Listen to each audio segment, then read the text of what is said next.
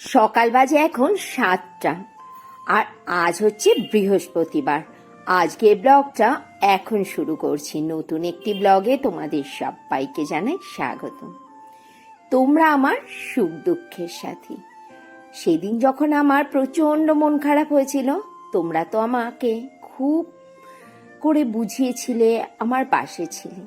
তাহলে আজ যখন আমার জীবনে সাময়িক হলেও, ক্ষণস্থায়ী হলেও, কিছুক্ষণের জন্য হলেও খুশি আসছে, এই খুশির দিনটা কেন তোমাদের সাথে শেয়ার করব না বলো তো? আজ একদম সকাল সকাল রান্না বসিয়ে দিয়েছি, সকাল 7টার মধ্যে। ফ্রিজে মাছগুলো কাল রাতেই বার করে রেখেছিলাম বরফ ছাড়ানোর জন্য। ইলিশ মাছ করছি সর্ষে আর বেগুন দিয়ে। রান্নাটা হয়ে গেছে, ইলিশ মাছ ওপর দিয়ে একটু ছড়িয়ে দিলাম কাঁচা সর্ষের তেল। এই কাঁচা সর্ষের তেলটা ওপর দিয়ে ছড়িয়ে দিলে খেতে কিন্তু দারুণ হয় সর্ষে ইলিশটা। আর তোমাদের দাদা ভাইয়ের প্রিয় কচুরগাঠি চিংড়ি মাছ আর আলু দিয়ে তরকারি, এটাও করতে ভুলিনি কিন্তু। ওর পছন্দের দুটো রান্নাই করে নিয়েছি। খুব ভোর ভোরই আজকে কাজকর্মগুলো সব সেরে নিচ্ছি। আর এখন বাজে সকাল 10:30। আমার সব কাজকর্ম হয়ে গেছে। সকালে দুটো খেয়ে তারপরে বেরোবো। দেখে নাও আজ আমি কি কি রান্না করেছি। এখানে রয়েছে ভাত, আর এখানে রয়েছে কচুরগাঠি কুমড়ো আলু দিয়ে চিংড়ি মাছ দিয়ে একটা তরকারি, রয়েছে এখানে ইলিশ মাছ ভাজা, আর একটু বেগুনও ভেজে রেখেছি। আর এখানে রয়েছে সেই ইলিশ মাছটা। জানো তো, এই মাছটা না তোমাদের দাদা ভাই কিনে রেখেই গেছিল, আর বাবা কিনে দিয়েছিল চিংড়ি মাছটা। এখন বাজে দুপুর প্রায় 1টা। আমি আর প্রতিষ্ঠা বেরিয়ে পড়েছি, যাচ্ছি মধ্যমগ্রামে দাদার বাড়িতে আর দিদির বাড়িতে। এখান থেকে এয়ারপোর্ট মাত্র 15 মিনিটের রাস্তা, তাই দুপুরবেলাতেই এখানে চলে এসেছি।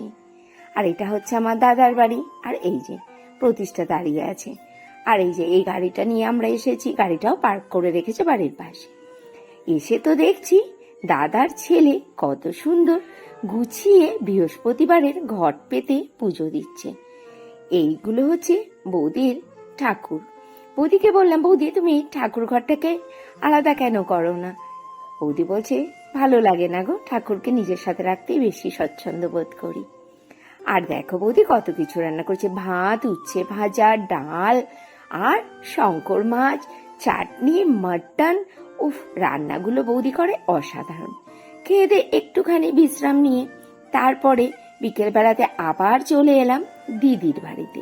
আর এই দেখো, বেবর কথা মনে আছে, দিদির মেয়েটা, ছোট মেয়েটা ঘুমাচ্ছে, আর ওকে কি দুষ্টামি করছে, ওর মাথার মধ্যে গিয়ে বেবো গিয়ে কামড়ানো শুরু করে দিয়েছে।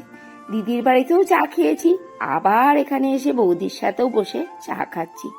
এখন ঘড়িতে প্রায় 6:30 বেজে গেছে। এক্ষুনি বেরোবো এয়ারপোর্টের জন্য। আর এই যে আমার দাদার ছেলে, ও যাবে আমার সাথে। আর এই যে ইনি হচ্ছেন ন্যান্সি।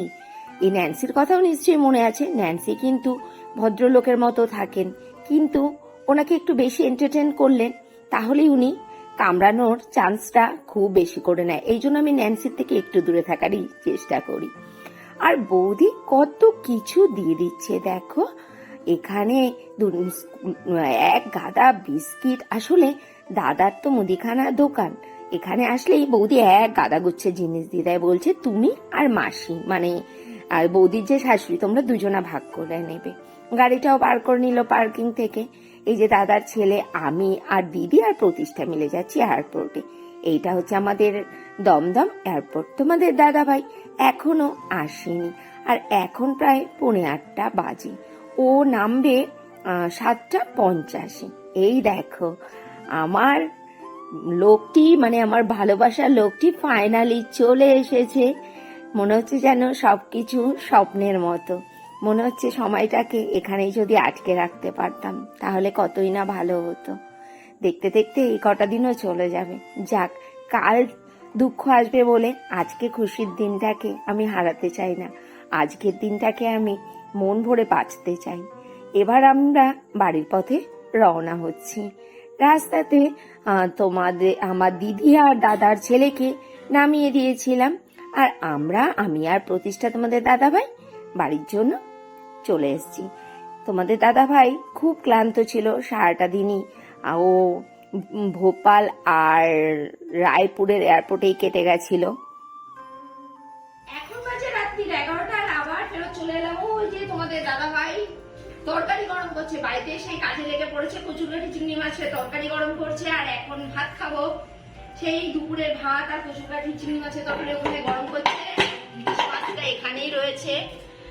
আর বৌদি মাংস পাঠিয়েছে, তারপরে শঙ্কর মাছ পাঠিয়েছে। আমার ছেলে আবার পরোটা খাবে, সে পরোটা বানালাম। দিদি মিষ্টি পেস্ট্রি অনেক কিছু দিয়ে দিয়েছিল, পেস্ট্রিটা আসার সময় গাড়ির মধ্যেই খেয়ে নিয়েছি। আর ফ্রুটিও দিয়েছিল, কোল্ড ড্রিঙ্কসও দিয়েছিল, ওগুলো সব ফ্রিজে পড়ে আছে। চলো, বাড়ির লোক বাড়িতে এসেছে, আজ আমি খুব খুশি। আর আমার খুশিটা তোমাদের সাথে শেয়ার করবো না, এটা কখনো হতে পারে? চলো ডিনারটা করি, আর আজকের ব্লগটা এখানেই শেষ করছি। Tata, good night.